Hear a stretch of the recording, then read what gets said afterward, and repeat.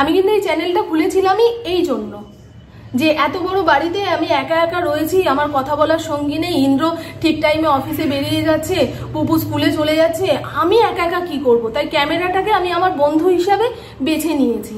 ছেলে আমার মস্ত মানুষ, মস্ত অফিসার, মস্ত ফ্ল্যাটে যায় না দেখায় পার উপর, নানান রকম জিনিস আর আসবাব দামি দামি, সবচেয়ে কম দামি ছিলাম একমাত্র আমি। ছেলের আবার আমার প্রতি অগাধ সম্ভ্রম, আমার ঠিকানা তাই বৃদ্ধাশ্রম। ওয়েলকাম টু টক ঝাল মিষ্টি উইথ ইপসিতা। আমি ইপসিতা, এখানে নোগালাগালি নকিস্তি অনলি মূর্তি। তো আজকের ভিডিওর শুরুতে ইন্ট্রোডাকশনে নচিকেতার কালজয়ী বৃদ্ধাশ্রমের কিছুটা অংশ আপনাদের জন্য শোনালাম। কোন কনটেক্সটে বা কোন ভিডিও দেখে এই গানটা আমি গাইলাম আমার গানে আজকে ভিডিওর ইন্ট্রোডাকশনে, সেটা একটু পরে বলছি। তো সবার আগে বলি ভিডিওটা কী নিয়ে হচ্ছে, মামনকে নিয়ে। হ্যাঁ, এবার হয়তো অনেকেই বুঝতে পারবেন, কারণ মামনের লেটেস্ট ভিডিওটাতে তো টাইটেলই ছিল যে কেন আমার অট্টালিকায় আমার শাশুড়ি মার স্থান হয় না। তো সেটা বলবো, কিন্তু তার আগে একটা বিষয় একটু ক্লিয়ার করে নিই, যেটা নিয়ে আমি মামনকে কমেন্ট করেছিলাম। মামন আমাকে উত্তরও দিয়েছে যে কোন বিষয়টা বলো তো, আমি বুঝতে পারলাম না। হ্যাঁ, ও হয়তো বুঝতে পারেনি। যে ভিডিওটার মধ্যে মামন সুন্দর করে এক্সপ্লেন করছিল যে মামনের মা, তার কিন্তু সরকারি আবাসন যেটা, সেটা পাওয়ার কথা ছিল, মানে উনি অ্যাপ্লাই করেছিলেন, কিন্তু সামহাও সেটা পাননি বা অনেক দিন অপেক্ষা করতে হবে। সেই জন্য ওনারা কি ঠিক করলেন যে তাহলে এতদিন অপেক্ষা করতে হবে, মা এখন এই বয়সে এতদিন অপেক্ষা করবে, কবে স্যাংশন হবে, কবে হবে হবে না, তারপর দেখা গেল যে স্যাংশনই হলো না, তাহলে এতদিন যে অপেক্ষা সেটা তো পুরো মাটি গেল।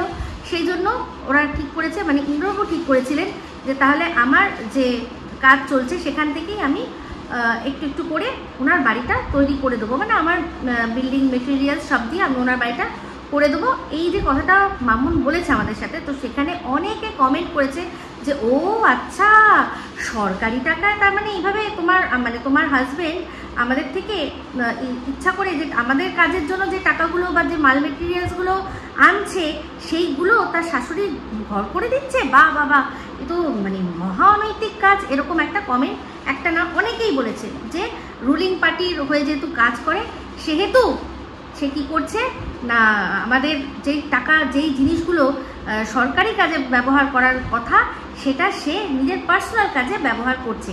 তো এই বিষয়টা আমি যেহেতু খুব ভালো করে জানি, কারণ আমার হাজব্যান্ডও সরকারি কাজের সাথে যুক্ত, মানে এই যে ধরনের কনস্ট্রাকশন বা হ্যানা তেনা যে কোনো হোয়াট এভার, আমি ডিটেল কিছু বলতে চাইছি না, এইটুকু বলতে পারি যে যেহেতু সরকারি কাজ কীভাবে হয় সেটা আমি জানি, তাই জন্য কিছু জিনিস ক্লিয়ার করে দেওয়ার দরকার। তাই আমি মনে করলাম ক্লিয়ার করব এই পয়েন্টটা, যেটা মামুন হয়তো ওভারলুক করে গেছে বা বুঝতে পারেনি, কিন্তু এটা একটা অনেক বড় একটা অ্যালিগেশন যে তার হাজব্যান্ড দুর্নীতির সাথে যুক্ত, এই কথাটা বলা। তো একটা ছোট্ট উপমা যদি দিই তাহলে আপনারা বুঝতে পারবেন। ধরুন আপনার বাড়িতে একটা কোনো অনুষ্ঠান, সে বিয়ে হতে পারে, জন্মদিন হতে পারে বা যাই হতে পারে, আপনি একজন ক্যাটারারের সাথে যোগাযোগ করেছেন আর বলেছেন যে দেখুন দাদা, আমার 100 জনের মানে লোকজন আমি ধরেছি, 100 জন আসবে, 100 জন আমার নিমন্ত্রিত, আমি এই চাই, মাছ করবেন, মাংস করবেন, তরকারি করবেন, ডাল করবেন, পাঁপড় দেবেন, চাটনি দেবেন, এরকম একটা কোনো পুরো লিস্ট হয়ে গেল, দিয়ে আপনি করলেন। এবার তিনি আপনাকে হয়তো বললেন যে আপনি যা যা বললেন তাতে আপনার পার প্লেট ধরুন 500 টাকা করে পড়বে, এই দেবো, এই সমস্ত কিছু দেবো, 500 টাকা করে প্লেট করবে, তাই তো? এরকম বলে এবার আপনি ঠিক করলেন যে ঠিক আছে 500 টাকা করে প্লেট, আমার 100 জন, তো আমি ওনাকে অর্ডারটা দিয়ে দিলাম, আমার এই খাবার চাই, বলে দিলেন কেমন কেমন চাই, ঠিক আছে? তো এই যে ক্যাটারার, তারা সাধারণত কী করে, যদি 100 জনের কাজ হয় তাহলে তারা অ্যাটলিস্ট 50টা প্লেট এক্সট্রা রাখে, কারণ হতে পারে যে এক্সট্রা হয়ে গেল বা কেউ একটু বেশি খেয়ে নিল। পার প্লেট তো ওরকমভাবে হিসাব করা যায় না যে একজন মানুষ সে ঠিক কতটা খাবে, ওটা তো বোঝা যায় না। তার যতক্ষণ না পেট ভরছে সে তো খাবে। তো সেখানে অনেক মানুষ আছে যারা কিন্তু অনেক এক্সট্রা খায়, আবার অনেক মানুষ আছে তারা খায় না, তো জিনিসটা একটু ব্যালেন্স হয়ে যায়। কিন্তু তা সত্ত্বেও এই 50টা প্লেট কিন্তু যে কোনো ক্যাটারার যারা কিনা রেপুটেড, তারা কিন্তু এক্সট্রা করেই রাখে, বেশি করে করেই রাখে, যাতে কোনো রকম কোনো ফলস পজিশানে করতে না হয়, যে কাজটা দিয়েছে তাকেও যেন না করতে হয়, আর এই যে ক্যাটারার তাকেও যেন ফলস পজিশানে না করতে হয়। তো এই যে এক্সট্রা 50টা প্লেট, সেটা কি এই ভদ্রলোক যার বাড়ির কাজ, যে কিনা 500 টাকা করে প্লেট হিসাবে ধরেছে, কাজটা দিয়েছে, এটা কি তার উপর চাপিয়ে দেওয়া হবে? না, এটা কিন্তু ক্যাটারারেরই থাকবে। যদি লাগলো না লাগলো সে হয়তো বিলি করে দিল, যারা স্টাফরা থাকে তাদের মধ্যে বিলি করে দেয়, কিছুটা নিজের বাড়িতে নিয়ে যায়। এই কাজটাও এক্স্যাক্টলি ওরকমই। যে কোনো কাজ, সরকারি কাজ যারাই ধরছে তারা কিন্তু যেসব মাল মেটেরিয়ালস, তারা কিন্তু পুরো গুনে ওরকম হিসাব করে নিতে পারে না। সবসময় দেখা যায় যে একটু না একটু বেঁচে যায়, তখন তারা সেগুলো কাজে লাগিয়ে দেয়। তো যেরকম কিনা উনি ওনার শাশুড়ির কাজে, বাড়ির কাজে লাগিয়ে দিয়েছেন। এখনও দেখুন মামুনদের বাড়িতে কাজ চলছে, সেটাও কিন্তু কোনো না কোনো সাইটে বেঁচে গেছে যেসব মাল মেটেরিয়াল, সেগুলো দিয়েও উনি ওনার বাড়ির কিছুটা কাজ করে নিচ্ছে। তো এই যে সরকার, তারা কিন্তু যতটা কাজ করার কথা ততটা আগে বরাত হয়ে গেছে, সেখান থেকে দামাদামি সব ফিক্সড হয়ে গেছে। সেখানে আমাদের মানে জনসাধারণের জিনিস দিয়ে উনি কাজ করছেন, এটা একেবারেই নয়। যেমন কিনা এই ক্যাটারারের যে 50টা প্লেট যে মালিকের কাজ ছিল তার নয়, তেমনি এই বিষয়টা একেবারে সেম টু সেম। তো যেহেতু আমি জানি তাই জন্যই বলছি যে অনেকের যদি মনে হতে পারে যে উনি আমাদের ট্যাক্সের পয়সা যে কাজগুলো করার কথা সেগুলো উনি বাড়ির কাজে লাগাচ্ছে, একেবারেই নয়। আমাদের যে টাকা সরকারের সাথে রফা হয়েছে, সেই রফা অনুযায়ী উনি যে কাজটা করে দিয়ে যে মাল মেটেরিয়ালসগুলো বাড়ছে সেগুলো উনি নিজের বাড়ির কাজে লাগাতেই পারে। তো আশা করি বিষয়টা বোঝাতে পারলাম। তো চলে আসি এবার যে বিষয় নিয়ে এখন আজকে ভিডিও মেন। তো ভিডিও দেখলাম মামুনের, যেখানে মামুন উল্লেখ করেছে যে সে কেন তার শাশুড়ি মা কেন তার বাড়িতে থাকে না। তো উনি মামুন পরিষ্কার সব সুন্দর করে বলে দিয়েছে, এখানে নতুন করে আমার বলার কিচ্ছু নেই। আমি আলোচনা করব যে বিষয়টা, যে ওখানে একজন কমেন্ট করেছেন যে এই যে তুমি দীক্ষা নাওনি, তার মানে তোমার শাশুড়ি তোমার কাছে খাক তুমি চাও না, হ্যাঁ, তোমার বরের কাছে তার কুকুর সে বেশি অনেক দামি, তারপর তুমি ইচ্ছা করেই হয়তো তোমার যে কাজের লোক তাকে বিধর্মী কাজের লোক তুমি রেখেছো, তুমি কেন এরকমভাবে রাখছো। এই যে কথাগুলো অনেক কথা বলেছেন। তো সেক্ষেত্রে একটাই কথা উনি যেটা বলেছেন যে যদি আপনার হাজব্যান্ড একটাই মাত্র সন্তান হতো আর আপনার বাড়িতে কুকুর থাকতো, বিধর্মী কাজের লোক থাকতো, তাহলে কি আপনি আপনার শাশুড়ি মাকে বৃদ্ধাশ্রমে পাঠিয়ে দিতেন? তো অ্যাকচুয়ালি ব্যাপারটা হচ্ছে উনি যেরকমভাবে যা মেনে চলেন সেটা হয়তো বৃদ্ধাশ্রমে গিয়ে পাবেন না। তো হয়তো ওনারা বৃদ্ধাশ্রমে পাঠাতে পারতেন না, কিন্তু আজকে বৃদ্ধাশ্রম নিয়ে বেশ কিছু কথা বলবো। কারণ এই যে এই গানটা সেন্টিমেন্টে সুশ্রী দেয়, ভীষণই গানটা আমাদেরকে ইমোশনাল করে অবশ্যই, কিন্তু গানটা যদি দেখা যায় আজকের ডেটে এই গানটা কিন্তু প্র্যাকটিক্যাল নয়। এই কথাটা আমি কেন বলছি, আমি নিজেও একটি মাত্র সন্তান, আমি অনেক কিছু দেখে বুঝে ফিল করে তারপর আমি কিন্তু এই গানটার সম্পর্কে যেটা আমাদের বোঝানো হয়েছে তার বিপরীতে কথা বলতে আজকে বসেছি। তার কারণ হচ্ছে কি, একটা কথা চিন্তা করে দেখুন তো, যদি ছোটোবেলায় বাবা মা আমাদের ভালোর জন্য আমাদেরকে হোস্টেলে পাঠাতে পারেন, তাহলে বৃদ্ধ বয়সে আমরা কেন আমাদের বাবা মায়ের ভালোর জন্য তাদেরকে একটা বৃদ্ধাশ্রমে পাঠাতে পারি না? কেন পাঠাতে পারি না, তাই না? যখন বাবা মা আমরা যখন ছোট ছিলাম, অনেকেরই আছে যারা কিনা হোস্টেলে মানুষ হয়েছে, অনেকে আছে হোস্টেলে মানুষ হয়েছে, তাদের বাবা মারা কেন পাঠিয়েছে?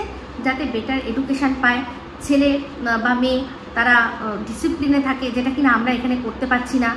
আমাদের ভালোর জন্য, বা যেসব বাবা মারা সন্তানদেরকে হোস্টেলে পাঠায় নিশ্চয়ই ভালোবাসে না বলে তাই জন্য পাঠায় না, ভালোবাসে, নিজেরা স্যাক্রিফাইস করে বাচ্চাকে নিজেদের কাছে রাখা, তার সত্ত্বেও নিজের বুকের ওপর পাথর চাপা দিয়ে তারা কি করে না, বাচ্চাদেরকে হোস্টেলে পাঠায় বাচ্চার ভালোর জন্য, বাচ্চার বেটার ফিউচারের জন্য। সেই হোস্টেলে থাকা বাচ্চাই যদি পরবর্তীকালে মনে করে যে আমি এত পড়াশোনা করলাম, এত আমার ডিগ্রি, আমি আমার মানে এই ডিগ্রিগুলো আমি বিদেশে গিয়ে কাজে লাগাবো, এখানে অত ভালো চাকরি নেই, আমি বিদেশে যাব, বিদেশে গিয়ে চাকরি করব, তাহলে যদি তারা মনে করে যে আমরা আমাদের বাবা মাকে একটা সেফ সুন্দর জায়গায়, একটা বৃদ্ধাশ্রমে যেখানে তাদেরই মতো মানুষরা রয়েছে, থাকা খাওয়ার কোনো অসুবিধা নেই, সব কিছু ভালো রয়েছে, সেখানে যদি আমরা রেখে যাই, তাহলে সেই ছেলেটি কি ভুল করবে? সে যে এত পড়াশোনা করলো, তার বাবা মা যে এত পড়াশোনা করালো, নিজেদের বুকের ওপর পাথর চাপা দিয়ে এত টাকা পয়সা খরচা করে, এত আশা করে যে আমাদের ছেলে মেয়ে একদম দারুণ হবে, দারুণ চাকরি করবে, দারুণ নিজের পায়ে দাঁড়াবে, তাহলে তারা যদি মনে করে যে বাবা মায়ের তো তাহলে বাবা মা তো তাহলে বাচ্চাদের পায়ে বেড়ি হয়ে যাবে, এত পড়াশোনা করিও তো কোনো লাভ হবে না। তাই না? তারা যদি মনের মতো চাকরি না পায়, তারা যদি মন মেরে এখানেই কাজ করে, তারা যদি বিদেশে যেতেই না পায়, ভালো কোনো অপরচুনিটি এলো সেটা নিতেই না পারলো, সব ক্ষেত্রে কিন্তু বাবা মাকে সব সময় নিয়ে যাওয়া সম্ভব হয় না। আর সবচেয়ে বড় কথা, অনেক বাবা মারই এটা মনের মধ্যে রয়েছে যে দেশ ছেড়ে যাব না, এখানে জন্মেছি আমি এখানেই মরবো, আমি আমার দেশ ছেড়ে বাইরে যাব না। তাহলে সেক্ষেত্রে ছেলেমেয়েরা কী করবে? খুব কি অনৈতিক কাজ করবে? আজকে ডেটে কিন্তু এটা বোঝার দরকার রয়েছে। তার উপর এই বৃদ্ধাশ্রম গান শুনে অনেক ছেলেমেয়েরাই তারা কি করেছে না, বৃদ্ধাশ্রমে পাঠাবো না, আমরা আয়া রেখে দিচ্ছি, আয়া থাকবে বা রান্নার লোক থাকবে, কাজের লোক থাকবে, পয়সার কোনো অভাব নেই, তারা নিজেদের বাড়িতেই থাকুক। সেক্ষেত্রে কতগুলো কেস আমরা দেখেছি যে একা বৃদ্ধা রয়েছে বা একা বৃদ্ধা রয়েছে বা একা বৃদ্ধ রয়েছে, তাদেরকে এসে তাদের জানে প্রাণে শেষ করে দিয়ে তাদের সমস্ত টাকা পয়সা সব লুট করে নিয়ে চলে গেছে। হয়নি এরকম? প্রচুর হয়েছে। তাহলে বলুন যে এটা কি সেফ? বাবা মাকে অন্যের ভরসায়, নিজেদের বাড়িতে অন্যের ভরসায়, যেখানে দেখতে পাচ্ছি না কেউ অনেক ভিডিও ফুটেজ আসে যে বৃদ্ধ, অসতিপর বৃদ্ধ বা বৃদ্ধা টানতে টানতে হিচড়াতে বাথরুমে নিয়ে যাচ্ছে, কি মারছে, অনেকে মেরে ফেলেছে, ওই আয়া টায়ারা যা থাকে তারা মেরে ফেলেছে। তারপর তো সোনা দানা টাকা পয়সার জন্য খুন তো প্রচুর করেছে, শ্বাসরোধ করে বা ধারালো অস্ত্র দিয়ে খুন করে দিয়েছে। তাহলে এইরকমভাবে বাবা মার শেষ পরিণতি হওয়ার চেয়ে বরং যেখানে বৃদ্ধাশ্রম, যেখানে কিনা পুরো ইনফ্রাস্ট্রাকচার রয়েছে তাদেরকে ঠিকভাবে রাখার জন্য 24 ঘন্টা ডাক্তার থাকছে, যোগাযোগের মধ্যে ডাক্তার থাকছে, অ্যাম্বুলেন্স অ্যাভেলেবেল থাকছে, তাদেরই মতো বয়সী অনেকে থাকছে যেখানে তাদের সাথে তারা কথা বলে নিজেদের ভাব আদান প্রদান করতে পারছে। হ্যাঁ, 24 ঘন্টার লোক রয়েছে দেখাশোনার জন্য, যারা স্পেশালাইজ এই বিষয়ে। আর একসাথে অনেক লোকের সাথে থাকে বলে তারা কেউই ওই যেরকম একা ঘরে আপনার বাবাকে বা মাকে মারধর করবে সেরকম করতে পারছে না। তাহলে আজকের ডেটে বলুন যে এই বিষয়টা প্র্যাকটিক্যাল কি প্র্যাকটিক্যাল না? বাবা মা যদি ছোটোবেলায় আমাদের ভালোর জন্য আমাদেরকে হোস্টেলে পাঠাতে পারে, তাহলে আমরাও তাদের শেষ বয়সে তাদের ভালোর জন্য কোনো ভালো রেপুটেড বৃদ্ধাশ্রমে কিন্তু রাখতেই পারি। তার জন্য এই সেন্টিমেন্টের সুশুরি দিয়ে বাবা মাকে একা একা তাদের বাড়ির মধ্যে কাজের লোকের ভরসায় ফেলে দিয়ে চলে যাওয়াটা কতটা নৈতিক আর কতটা প্র্যাকটিক্যাল আজকের ডেটে আমাকে একটু কমেন্ট করে বলবেন তো এই বিষয়টা। তো যাই হোক, আমি একটাই কথা জানি, যারা এখানে কমেন্ট করছেন, মামনকে প্রশ্ন করছেন, তারা কতজন মানে পারফেক্ট ছেলে মেয়ে হয়ে দেখিয়েছেন, বা যদি শ্বশুর শাশুড়িও হন পারফেক্ট শ্বশুর শাশুড়ি হয়েছেন। তো আমি একটাই জিনিস জানি যে মেন উদ্দেশ্য হচ্ছে নিজেরা নিজেদের মধ্যে অ্যাডজাস্ট করে ভালো থাকা। তো সেক্ষেত্রে যদি মামনের শাশুড়ি মা তার মেয়ের বাড়িতে বেশি ভালো থাকে তাহলে ভালো, অসুবিধা তো কিছু নেই। উনি ওখানে যদি সমস্ত রকমের সব সুবিধা পাচ্ছেন, মেয়ের সাথে তার বন্ডিং ভালো, অসুবিধা কী আছে? আমরা তো জানি যে এখানে আমাদের ছেলে মেয়ে সবাই সমান। আজ হতেই পারে যে আমার মেয়ে আমাকে দেখছে, আমার ছেলে আমাকে দেখলো না, কেউ না কেউ তো দেখছে, তো আমাকে আমার ছেলেকেই দেখতে হবে এরকম তো কোনো ব্যাপার নেই। আমরা তো এখন যখন সম্পত্তিও ভাগ করে দিই, ছেলে মেয়েকে সমান আর কি ভাগ করে দিই, তাহলে যদি সমানভাবে ভাগ করে দিই ছেলে মেয়েকে সম্পত্তি, তাহলে মেয়েরও উচিত তার বাবা মায়ের দায়িত্ব সমানভাবে পালন করা, তাই না? তার জন্য এরকম কেন হবে যে ছেলে তাকেই সব দায়িত্ব নিতে হবে? এরকম কোনো ব্যাপার নেই তো। আমার শাশুড়ি মা তো আমার সাথে থাকেন না, কোথায় থাকেন? আমার ননদের সাথে। ননদ বিয়ের সময় তার হাজব্যান্ডকে পরিষ্কার বলেছিল যে মাকে ছেড়ে আমি থাকতে পারবো না, মা কিন্তু আমাদের সাথেই থাকবে। সেই জন্য শাশুড়ি মা তার মেয়ের সাথে থাকে। তাই বলে কি আমাদের সাথে সম্পর্ক খারাপ? একেবারেই নয়। এদিকে আবার আমার ননদ তার মাকে তার কাছে রাখে, কিন্তু তার শ্বশুর শাশুড়ি কিন্তু আবার মানে আমার নন্দাইয়ের যে মেজো ভাই তার কাছে থাকে, কারণ তাদের সাথে বন্ডিং ভালো। তো এটাই হচ্ছে ব্যাপার। সবচেয়ে বড় কথা হচ্ছে অ্যাডজাস্ট করে যে যেখানে ভালো থাকে সেটাই ভালো। আমি একটাই মাত্র মেয়ে, আমি এমন জায়গাতেই থাকি যেখান থেকে আমার মায়ের বাড়ি একদম কাছে। তারাও এখানে এসে কবে থাকবে আমি জানি না, কিন্তু আমার হাজব্যান্ডও আমার এখানে বাড়ির কাছে, বাড়ি খালি ফাঁকা বাড়ি পড়ে রয়েছে, তার সত্ত্বেও আমরা এখানে থাকি। ওখানেও গিয়ে আমার হাজব্যান্ড সে অ্যাডজাস্ট করে থাকবে না। দূর থেকে থাকা আর একটা সংসারের মধ্যে গিয়ে থাকার মধ্যে অনেক তফাৎ থাকে। মানুষ আমার মনে হয় যে একসাথে থেকে ঠোকাঠুকি করাচ্ছে, আলাদা রেসপেক্টফুলি সব সম্পর্ক ঠিকভাবে রাখাটাই হচ্ছে আসল কাজ। তো আমার শাশুড়ি যেরকম আবার আমার ননদের কাছে থাকে, তেমনি আমার বাবা মায়ের দায়িত্ব আমার হাজব্যান্ড নিয়েছে। এটাই হচ্ছে ব্যাপার, এগুলো আমাদের সবার মধ্যে আমাদের অ্যাডজাস্টমেন্ট রয়েছে, আমরা সবাই সবটা জানি। সেই জন্য কোনো দিনও কোনো রকমভাবে কোনো অশান্তি সৃষ্টি হবে না। এখানে মামুন অন ক্যামেরা সে যা যা বলার সেটা বললো না, তার জায়ের সম্পর্কেও বললো, তার ননদের সম্পর্কেও বললো, তার শাশুড়ির সম্পর্কেও বললো। তো সম্পর্কের মধ্যে এই ট্রান্সপারেন্সিটাই থাকা দরকার। আমিও এখন আমার শাশুড়ির সম্পর্কে বললাম বা ননদের সম্পর্কে বললাম, বাবা মায়ের সম্পর্কে বললাম, সেটা কিন্তু সম্পর্কের মধ্যে ট্রান্সপারেন্সি আছে, সব আমরা জানি কোনটা কি, যেটা যেরকমভাবে চলার সেরকমভাবেই চলছে। সম্পর্কটা ভালোভাবে চলাটাই হচ্ছে সবচেয়ে বড় কথা। আর যার সংসার সেই বোঝে, যে সংসারে নিয়ে চলে, মানুষদের নিয়ে চলে, সেই বোঝে সম্পর্ক সবার সাথে সবার ভালো আছে, এটাই সবচেয়ে বড় কথা। তার জন্য যে একসাথে থাকতেই হবে এরকম কোনো ব্যাপার নেই। আর এই বৃদ্ধাশ্রমের কথাটা আপনারা আবারও একবার চিন্তা করবেন, আর আমাকে একটা কমেন্ট করে বলবেন যে ঠিক বললাম কি ভুল বললাম। আমার মনে হয় বাবা মারা কষ্ট করে পড়াশোনা করায় যাতে ছেলেমেয়েরা নিজেদের ড্রিম জব পায়, তার সেই ড্রিম জবের জন্য যদি তাদের বিদেশেও যেতে হয় যেতে পারে, আর তারা দেশে কাজের লোকের ভরসায় বাবা মাকে না ছেড়ে যদি একটা ভালো জায়গায় বাবা মাকে রাখে, আমার মনে হয় সেটা অনেক ভালো।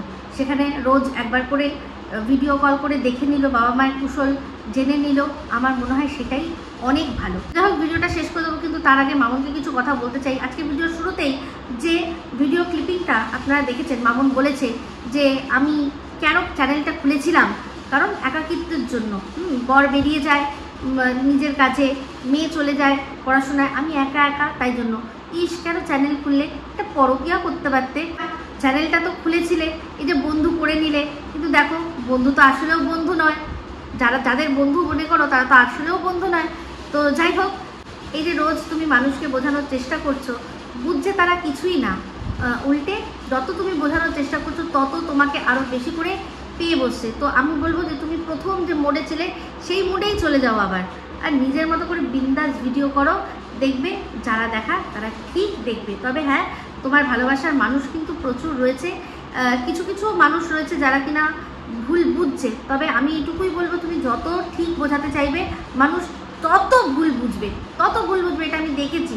তো সেই জন্য নিজের মতো নিজে কাজ করে যাও। তো যাই হোক, এই বলেই ভিডিওটা এখানে এড করছি। যদি ভালো লাগে তাহলে অবশ্যই লাইক শেয়ার কমেন্ট করতে ভুলবেন না। যারা চ্যানেলটা সাবস্ক্রাইব করেননি তারা সাবস্ক্রাইব করে নেবেন। সবাই ভালো থাকবেন, সুস্থ থাকবেন। আবার খুব শীঘ্র নতুন ভিডিও নিয়ে। মি ফিটা signing off. Love you all.